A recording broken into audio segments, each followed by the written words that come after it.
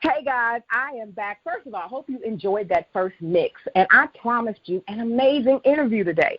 So I have with me on the line a gentleman who is definitely a game changer. You know, I'm all about spotlighting those who actually put in the work, and Mr. George Addison Jr. is definitely someone who does that.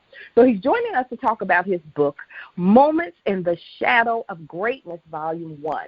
So I'm super excited to have you here, George. Welcome to the show. Well, thank you for having me. I appreciate getting back with you. I think initially when you started several years ago, I was probably on one of your first programs, and we were talking about the book before we got started. And, you know, I think one of the things I want my audience to know is you have a very rich resume. So I want to kind of talk about that and also just let folks get to know you before we even get into the particulars of the book. And I have this one question that I am dying to ask you. What is your writer's kryptonite? You know, when I think of kryptonite, I'm thinking about poor Superman in trouble. I think the number one kryptonite for many writers would be procrastination. You know, anytime you delve into a book or a film project or a television project or radio project, you know, the whole thing is about keeping momentum and staying focused. And when you're trying to do those things and you're still living life, it can be challenging at times. You know, some people are great at blocking out times and going to do this and do that, but many of us who are creative aren't. We do several things at one time, and depending on how it goes, we try not to get bored with any one thing and stay focused and get the project completed. So I would say, if anything, you know, you're looking at somebody that tries to, at all costs, avoid procrastination. Well, I know you've published before, so let's go back to your first book. How did publishing that first book change your actual writing process? So it really didn't come hard to me because a lot of the stories I tell are based on real people and my experiences with those people. So a lot of times it's like revisiting an old friend or someone who, you know, I learned a great deal from and helped mold who I became or who I am in my own pursuits. So, you know, that first book, when I got done with the manuscript, I was just so happy. I was like, oh, man. try to get rid of this sucker. It's like, you know, a boomerang, you toss it and it comes back, and then there's something else that has to be changed, modified, or whatever, until you finally get to that final edit and that final proof, and you say, well, I've done all I can do with this, and it's now up to exposing it to other people and letting them take whacks at it to help you make it better. And, you know, that's kind of how it went down for me. The good thing is a lot of the people I write about, folks have some familiarity with them, and it's just not so difficult then. But, the first book, it took several years, mostly because some of the people in it had passed and some of the other people were, like the Obamas, were in public office, and I wanted to wait until they got out because I knew when they got out they were going to have books and all sorts of other deals going their way. And I wasn't trying to get all caught up in that. I was trying to be respectful and, just basically come back and tell the story about my interaction with these folks and, how I felt about it. Well, I know you have, like I said, a very rich resume. So I really want the folks to, you know, kind of get some of your backstory. So kind of tell us how you even got into the game, because you're more than just a writer. You've got quite a bullet point or bullet list under your name. So tell us a little bit about, you know, who George Addison Jr. is. Well, you know, I oddly enough try to really not get deep in a lot of that stuff because I don't want people to feel like I think I'm a know-it-all or that I've done it all. And basically, you know, I got that rich resume because a lot of times I was approached by people in different industries who asked me to take part in something or do something, and I had the propensity to always say yes. You know, I felt that in order to grow and to expand, I didn't want to, limit myself. And when I spoke with my mentor, Gordon Parks, he also said, don't limit yourself. He said, because that's what people want you to do. So don't limit yourself. You know, if you get opportunities that you weren't anticipating or opportunities that you strove hard to try to get and you get them, he says, go full throttle in them and experience the whole body of them. And that way you come away with a wealth of experience and knowledge that you can share and that others can benefit from as well as yourself. And so, when I was a young kid, I started out as an artist. I used to paint murals, and I grew up in Hampton, Virginia. And when if you go there to Hampton, Virginia, you'll see some of my work in a prominent high school. I had some murals that were in a prominent African-American church downtown. Now they relocated them, I believe, to Hampton University, and we're doing a search now trying to locate those murals so I can document them. And, I was fortunate that while in college pursuing pre-law and pre-journalism and all that kind of stuff, I wound up, coming into the entertainment industry. And some people brought me in, and they groomed me to be news director and a reporter. And I was just fortunate that I kind of took to it like a duck to water. And it put me in key positions right away. I mean, I was involved in a situation like the riots, the McDuffie riots in Miami in 1979, where an African-American male was chased through the streets by police and killed and beaten, and it was captured on their dispatch radios, and the guys, several of them, weren't convicted for his murder, and it led to the Miami riots. And so at that point, I had a break from Governor Graham, who was governor of Florida at the time. He thought I would do good in television and asked me if I was interested in learning television news. And I said yes again. And I wound up having Wyatt Andrews, who's an acclaimed CBS correspondent, who's retired now, but he taught me. He brought me in and taught me the ropes of doing television reporting. From there, I became engaged still with the military. I've always had a relationship with the Department of Army. And, I went into that doing public affairs and broadcasting and writing and editing. And it just grew. I mean, from that, I grew into putting on NFL halftimes, coordinating the activities at a time when the Oakland Raiders were the Los Angeles Raiders. I worked with the opening ceremonies for the Olympics in '84. I mean, I've just been blessed. I mean, I've just had experiences that many people would say you can't pay for. And I've always tried to learn from them. I've always tried to bring other people along, and I've always tried to make sure that I kept tabs on my legacy so that I wouldn't go too far to the right, to the left. I wanted to stay focused and always, like I said, achieve things and bring others along and help them achieve things as well, because that's the only way we can sustain ourselves. You can't do it individually, but collectively as a group, we can, create huge milestones and achievements to move our people forward. The book, Moment in the Shadow of Greatness, is Volume 1. I want to talk about it, kind of let the listeners know what the book is and what it's about, and then we're going to talk about why they have to purchase the book, add it to their library. So we'll get into those details, but let's talk about the book itself right now. Well, the book contains a profile of several people who were key and instrumental in motivating and inspiring me. Jessie Rattley, she was a first African-American and female mayor of the city of Newport News, Virginia. She also was a key consultant with Jimmy Carter, President Jimmy Carter, and worked with his campaign. Andrew Young. Andrew Young has always been one of those people I've looked at ever since he was with Martin Luther King doing things, and I had the privilege of meeting Ambassador Young, former Ambassador Young, when he was with the Carter administration, and he got through some difficult times with the Palestinian, trying to get them representation against with Israel, and now you see we're still dealing with that issue right now. Muhammad Ali. I've met Ali on several occasions, and each time it always brings a chuckle to me because he was just genuinely a great guy and a great character. And, some interesting things about him is that in the private moments, he wasn't as raucous as you would see him on TV with Howard Cosell or anyone else. He was just really very personable and straight-up brother. And I really respected him for that. And his brother Rockman is also a very great guy for people who hadn't had a chance to meet him. Michelle Obama, what can you say about former First Lady? Just gracious and elegant and stately and intelligent. I mean, she's just got it going all. And she supported a project that I was doing for military families here in the Commonwealth. And we were trying to do some things for families and kids in particular when the military was undergoing multiple deployments.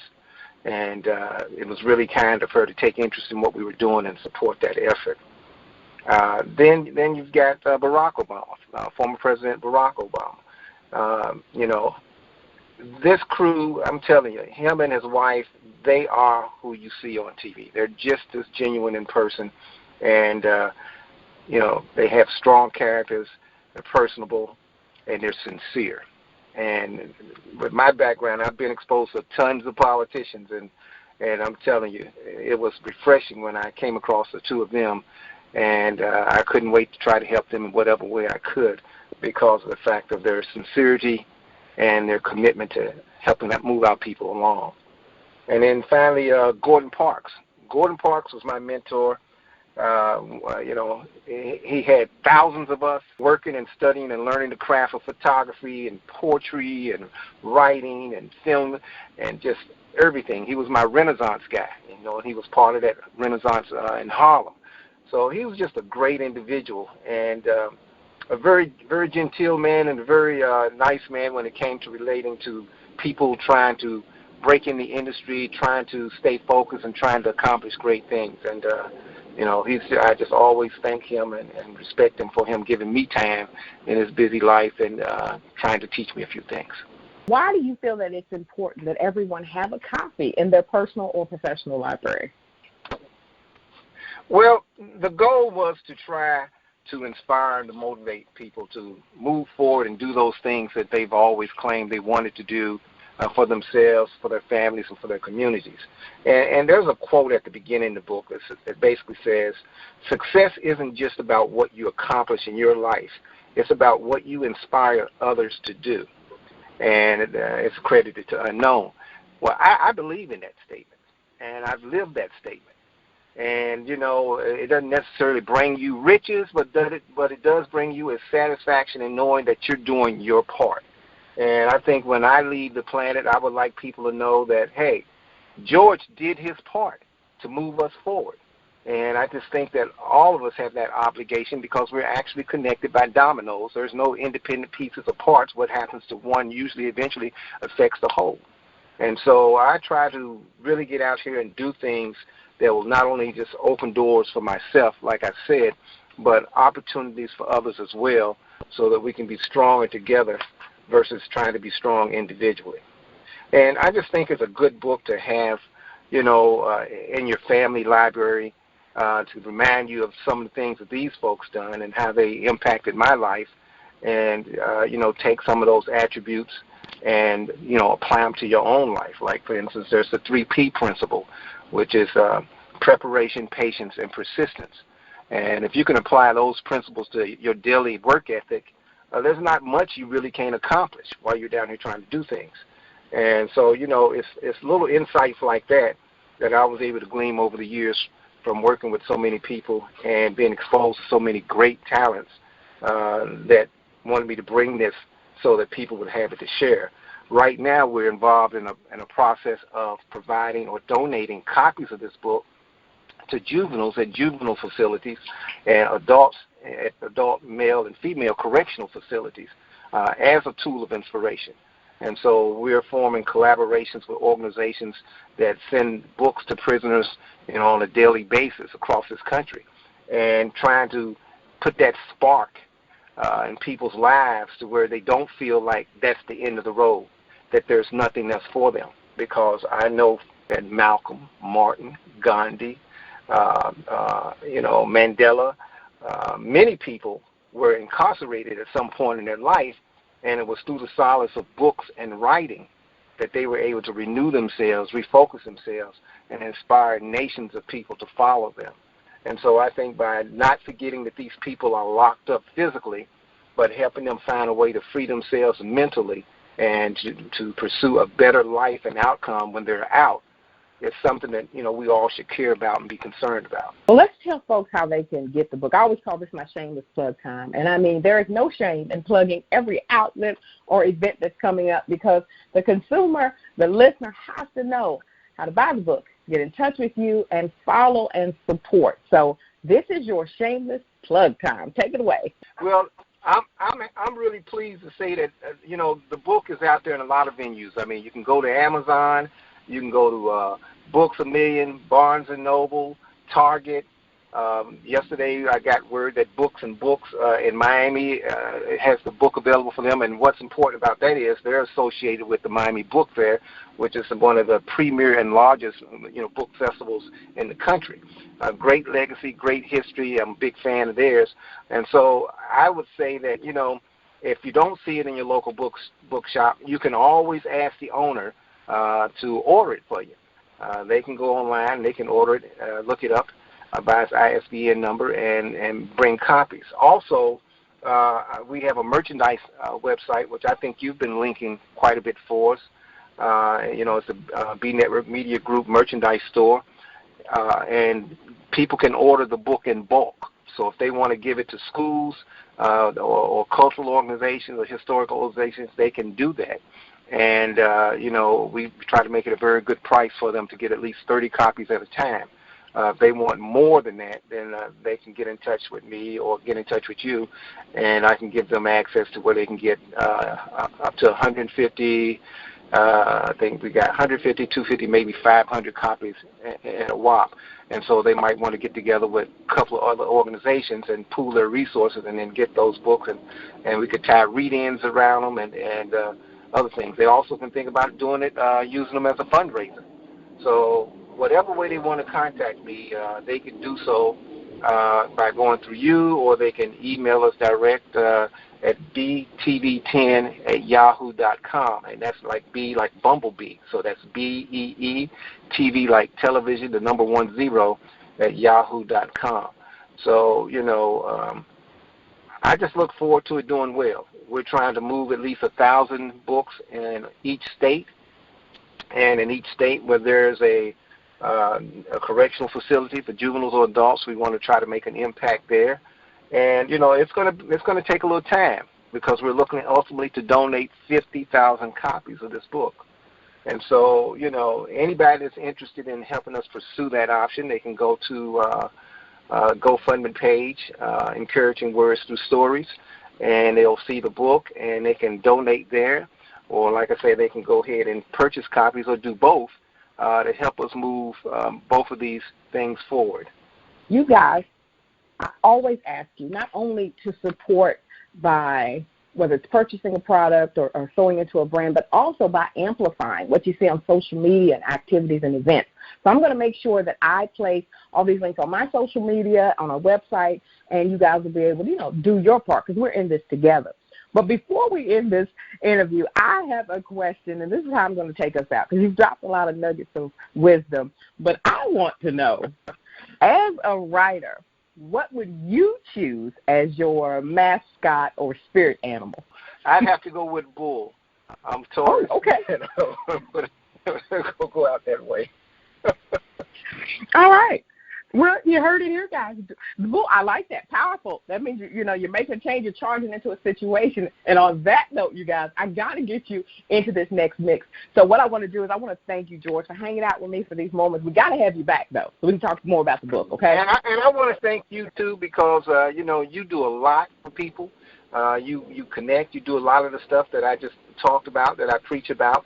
And you do it sincerely from the heart. And in today's time, it's hard to find people who are sincere and who are a person who, their word is definitely their bond. So I thank you for having me on and for helping us promote this effort and try to make changes in people's lives. Thanks a lot. Well, thank you so much, and I really appreciate that. You guys, it's all about what you put out to change our community. And we're going to take a break. When we come back, I've got some old school, some hip-hop, a touch of R&B, and a little something extra for you. This is your girl, Chea K, rocking here on Power 106 and iHEART Radio, and I will return in just a few. Hey, dolls, it's your girl, Chea K, and I have an amazing addition to your book list. So I would love for you guys to check out Moments in the Shadow of Greatness. This book shows the human side of movers and shakers that you just may not ever get a chance to meet in your life. And it also discusses their achievements, the things that they have accomplished along the way. It also reminds us how they inspire and motivate us, and well, they're more like us than not. And it further illustrates how they have impacted the lives of ordinary people to go on and do extraordinary things in their communities and around the world. Now, these are the stories that George Addison, the author, brings to us in this inspiring and motivational series of books, Moments in the Shadow of Greatness. Now, you guys can get your copy and pre-order it by visiting Amazon.com or BarnesandNoble.com. And all you have to do is search the title, Moments in the Shadow of Greatness. You can even search the author, George Addison. That's Addison. Do me a favor, guys. Add this one to your list because it's a must read. And it's officially Chea K approved.